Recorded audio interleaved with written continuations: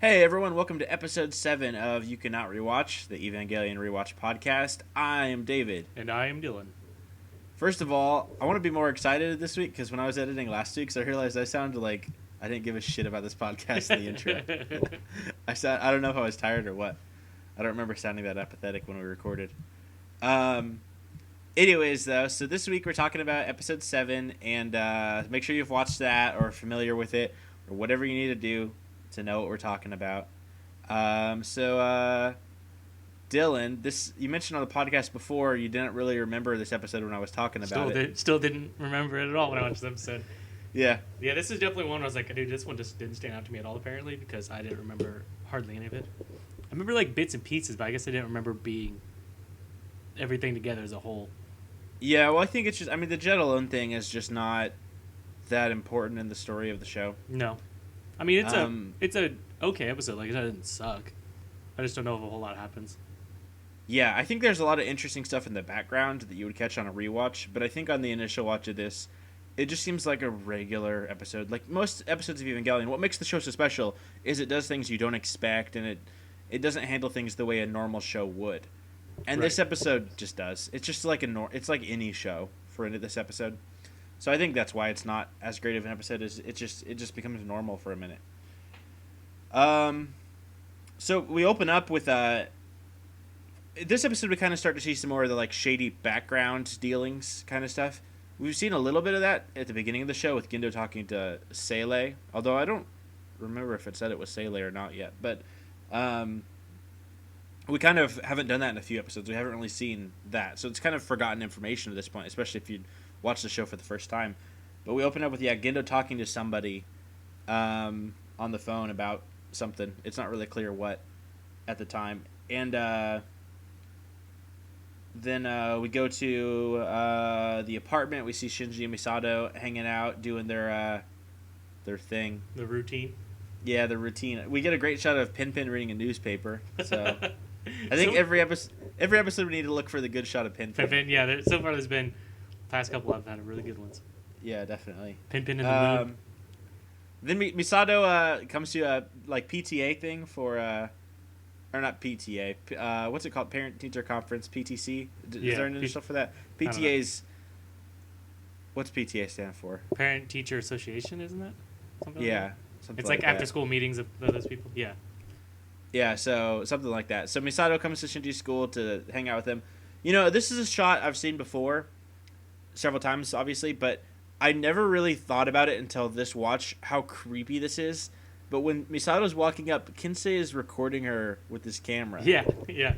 I don't know why that never like called out to me as being really fucking creepy and weird before, but what the fuck? And she's like totally cool with it. Like she like sees it and like waves. Yeah, she like smiles in it. She's all kawaii. But it's fucking like, what is up with Kinsuke? Like, I just imagine he's got all these tapes of all these girls he's filmed like at his fucking house. Yeah. It's fucking, yeah. I feel like that suggests a lot about Kinsuke's character right there. That little joke. He's a perverted man. So we do hear a line of dialogue, and I don't remember this, definitely not the first time I watched it, but they actually say in this episode that Unit 2 is coming from Germany. Yeah. Which is foreshadowing the next episode. I think that's something that people wouldn't catch in Did I catch watch. it right? Maybe I misheard on something else. Did it say they couldn't find a pilot for it yet? No, so that's a different conversation. Okay, that's what I was wondering. That's what I think I got confused at. Yeah, so Gendo's up on a plane having like a secret meeting with some guy, which I always thought the scene was weird because the guy walks up and tries to be like not suspicious by saying like, "Oh, hey, sir, is this seat taken? You mind if I sit here?" As if like that way nobody around is going to suspect him. That plane's fucking empty. Yeah. I don't know why he's being so like I don't know why he's trying to hide who he is. Like it's pretty fucking obvious. But they talk about Unit 6 being approved. Right, I remember that part, yeah. But it doesn't have a pilot yet. And then the guy says that the country he's from is working on Unit 8. And I don't know what country he's from because I watched it subbed. Does he have an accent or something in the dub? The guy in the plane? Yeah, the guy Gendo talks to. No, he doesn't. Okay, so I don't know what country he's supposed to be from. It's probably this is going to be like a really racist, maybe possibly racist thing. But he's drawn pretty Asian looking, and Asians in anime usually draw Chinese people super Asian looking. So I feel like he might be from China. Maybe. That's what I took yeah, it as. maybe. But yeah, this is interesting, and I'm sure we're gonna embarrass ourselves here because this information is probably right in the show somewhere, and we just don't know it. Yeah. But Unit 6 and Unit 8, we don't ever see those. Unit 6, Unit 8. No, I don't think. Do we see him in the rebuilds even? What No. unit does Mari or whatever her name is use? Well, I don't know what. Oh shit! I don't know what her actual unit number is in 3.0 because in 2.0 she just. Well, I guess she has that Evangelion at the beginning of 2.0. I don't know. Yeah, she has that green one. She blows up, and then she has another one after that. Well, Karu's unit is called the Mark 6, so I don't know if that's supposed to be Unit 6 because it's actually called Mark 6. So I don't know if that's. Yeah. I don't know. Again, we're probably embarrassing ourselves right now. I'm sure this information is like really available. But because in the show, I know that the I'm probably gonna get this mixed up too because this number actually changes between the show and the rebuild. But the unit that Toji pilots later in the show, I'm pretty sure is Unit 4 in the anime. But I want to say no, maybe it's Unit 5 in the anime, and then in the movie it's Unit 4. I don't know. It's switched. One's Unit 4 in one of them, and one's Unit 5 in the other. Yeah. And I don't remember which is which. I think it's Unit 5 in the show because I think Unit 4 is the one that blows up in the United States, I think. Unit 4? Yeah. Yeah, Unit 4 does in the show. I'm pretty sure is the one that blows up. I think so too. But Unit 6 and Unit 8. So, again, people probably know this. Are they talking about the mass-produced Evas we see at the end? Maybe? Maybe so, because I'm looking on the wiki, and the only time you see 6 and 8, you see Unit 8, and then you see Unit Mark 6. Or Mach 6, whatever you want to call it. Okay. So... Is Unit 8 raised in 3.0? Let's see, Eva Unit 8 first appears in 3.0. Yep. Okay. I thought maybe. So, that's interesting. Yeah. I assume that must not be the same thing as the anime. Like, it must be completely different things since it's a different timeline or whatever. Because Ray's piloting it in 3.0, and here they say that it's being built wherever this guy's country is, so it doesn't make sense that it would be Ray's unit. No. Well, I guess at that point, too, because there's that law where each country's only supposed to have so many units. Right? Oh, yeah. Well, but they never established that in the show. That might just be a rebuild thing. Oh, okay. Because that may exist in the show, but I don't think they ever say that. Okay. So we learned a little bit. I guess technically it's false information, but we learned a little bit about Second Impact because we had heard earlier in the show that it was a meteor that hit Antarctica, and now we learned that it was actually the first angel.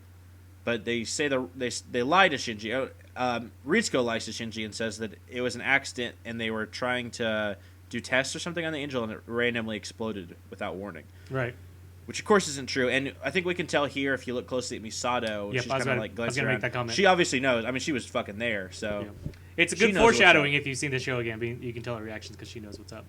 Definitely, yeah. Then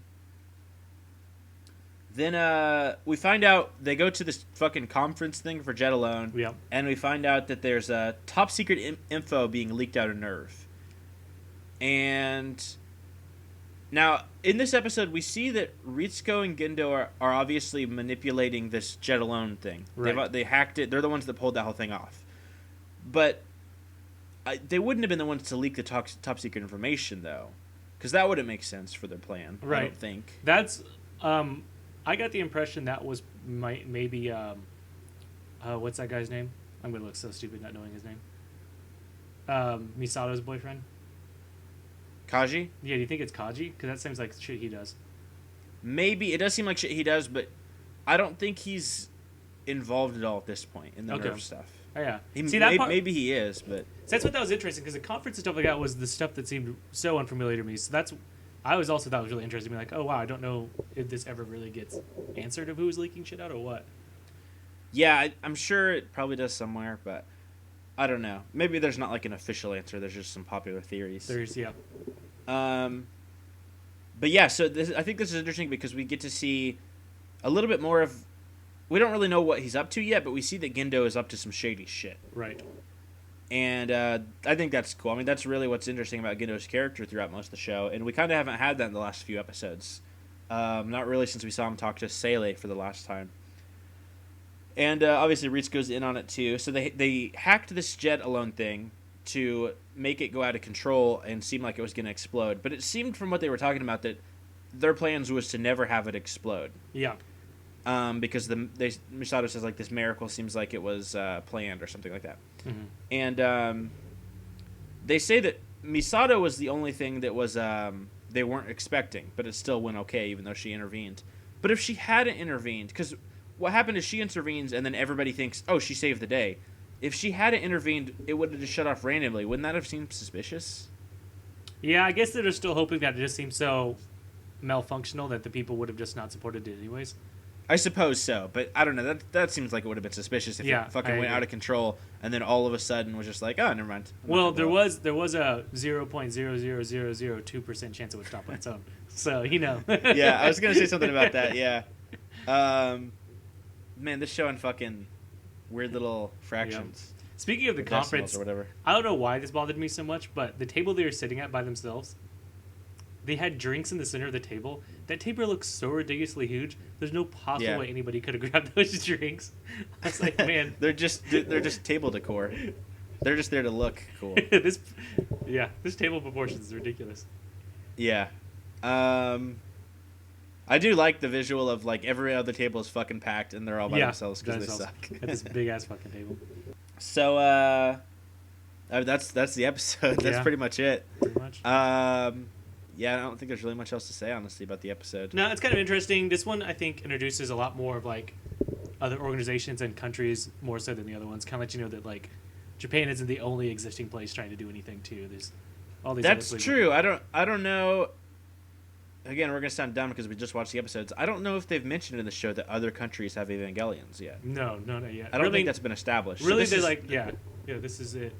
Yeah, and we see that obviously, even though this doesn't really come into play later, we see that other organizations are attempting to stop the Angels as well. Yeah. Nerva's not the only one who has like the grand key to doing this. Mm-hmm. Oh, obviously, in the end they do, but I mean that's kind of orchestrated by Gendo. Because I wonder if Gendo hadn't fucked with this, if this would have been a viable option for fighting Angels. Angels? Yeah. I guess it would have been, but of course Gendo needs the Evangelions to fight the Angels for his plans. Yeah. To trigger his... So it is interesting. His thing, yeah. But yeah, I think... I don't know. I think this episode's not horrible, but it's just kind of forgettable. There's a lot of good background information, but the actual story doesn't matter to the larger plot. It's really just kind of teaching you a couple things about some of the characters and the background information. And I think that could have been done better if you put that information into a really interesting episode rather than to a kind of forgettable story one. Yeah. Plus, kind of just it really just seems as an episode to serve the purpose of like developing Shinji and Misato's character a little bit more, and that's like about it. I mean, that's sure, true. I feel like we kind of just had a lot about them though. Yeah. Not too long ago with the whole Shinji's leaving. Yeah, it wasn't really needed. It wasn't too terribly needed of an episode. It's this, I think, would be the best. One of the best described ones as filler episodes you could get in Eva. Yeah, pretty much. There's a couple others that kind of border on that later on, but not many. Yeah, this one I think definitely has that feel. I think they cram it with enough interesting information to make it passable. Yep. But if that information was gone, this episode would be a piece of shit. Yep. It would just be fucking a robot goes berserk and it wouldn't matter to anything. Yeah. So I guess I knew what they were doing by adding that other information. Yeah. It is interesting to note. I looked up on the wiki about all the fun facts about this stuff. Like, this is the episode that you consider the end of the introduction arc of like kind of introducing everything and stuff, and then the next episode begins. That next episode kind of begins what they call the action arc, where like you have that whole Ava angels and stuff come in and they defeat an angel like every episode kind of in for a while. Yeah, that makes sense, and of course that gets introduced at the same time as Asuka and Kaji too, I suppose, but more largely Asuka. This is also obviously this episode doesn't have another rebuild, but in the first rebuild we've now crossed that line of everything in the first rebuild movie has happened in the show. Yep, we covered. Yeah, because Asuka's introduction is in the second movie, of course. Real quick, I wanted to say our viewer Vatos pointed out to me the sub I might be watching for the show, because if anyone wasn't aware, I'm watching the subbed version. Dylan is watching the dubbed. The sub I am watching may have wrong translations, which is true. I had thought about that, and I'd forgot to mention that on the podcast. I meant to say that. I don't know. I don't speak any Japanese. I remember enough of the dub dialogue that it seems right to me, but it also does kind of seem like it's mirroring the dub dialogue. And apparently there's some translations of the subs that literally just mirror the dub dialogue. But that's not how it's actually written in the original Japanese. So I don't know. I mean, this is another reason we need a good like DVD or Blu-ray release so we could get an official thing, because I have no idea if what I'm reading is actually canonically. How do you say that? Canonically. Yeah, canonically. I don't know if it's canon. Should have said it like that. Yeah, that's interesting you mention that, because when I watched this was the episode that had the biggest discrepancies between what they're saying in the dubbed and what they're saying on the. Because I watched it with the subtitles. Oh yeah, well. I forgot you're watching English dubbed, but it still has the subtitles. Yeah, this one was like, I mean, it's kind of basically still same information, but especially during the back and forth argument, and the conference, there was like a lot of difference in that. A big amount. Anything like really notable? Nothing I can really just say off the top of my head, because like I said, it was basically the same information, but just the way they worded things and stuff were like a lot different. Like at one point, the guy's just like basically saying, like, "Oh, you guys just have all these budgets and you're wasting stuff." But in like the sub thing or with the subtitles, he's like, "I'm really envious about how much of a sinkhole you guys have and just get away with anything you want to all the time with Nerve." Oh yeah. But he doesn't really ever say that in the dub, like getting away with whatever you want and stuff like that. Yeah, so that was interesting. Yeah.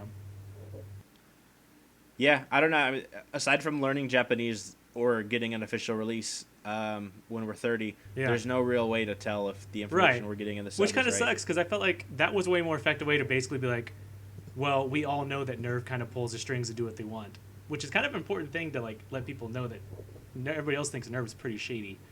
Yeah. Well, and that it's such a big thing, too. Because, I mean, sometimes earlier in the show, Nerve might seem like a really small kind of a deal, but it's really kind of a, I don't know if I'd say quite global, but I mean, it runs a lot of the stuff. Yeah. It's really pulling a lot of the strings of a lot of places in the world. I mean, pretty much everything when it comes to Evangelions, anyways. Yeah.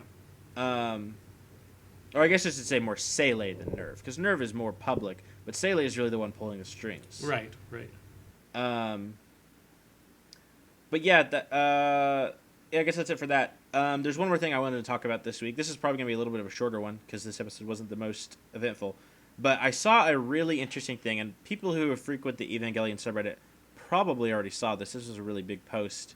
But it was a theory about the 3+1 thing, which is something that, if you didn't know, if you haven't listened to previous podcasts, we don't think that's anything. That just seems like a funny joke of Anno trolling people to us. But I saw a really interesting theory that I actually think is really worth kind of considering. And if nothing else, maybe it's not right about the 3.1 or 3+1 teaser, but I think it's a good take on the rebuilds. And it was, again, it was posted on the Evangelion subreddit. I will put a link to this in our YouTube description. This was actually originally posted on 8chan, which I'm not familiar really. I assume it's like 4chan, but double. And and it was actually posted by an anonymous person, so I don't have anybody to credit. But they said that the way they look at the rebuilds is 1.0 is the way Evangelion was. Because 1.0 is pretty much just the show, but with an HD remake. Right. Pretty much every scene is the same, but the characterizations are the same. There's a couple small changes, but pretty much everything happens exactly the way you remember. It's Evangelion the way it was always shown, just looking better. 2.0 is Evangelion the way the fans see it. It has the characters being a lot more likable than they actually are in the show. It has more action.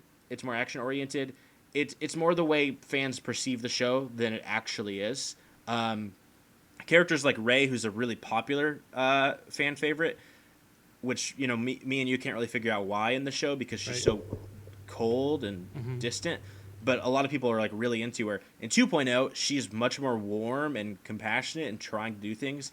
Asuka, this is the same way. Instead of just being a cold-hearted bitch the whole time, she's actually like trying to cook for Shinji and stuff too, and she's kind of competitive with Rei about his affections rather than just being an asshole to him.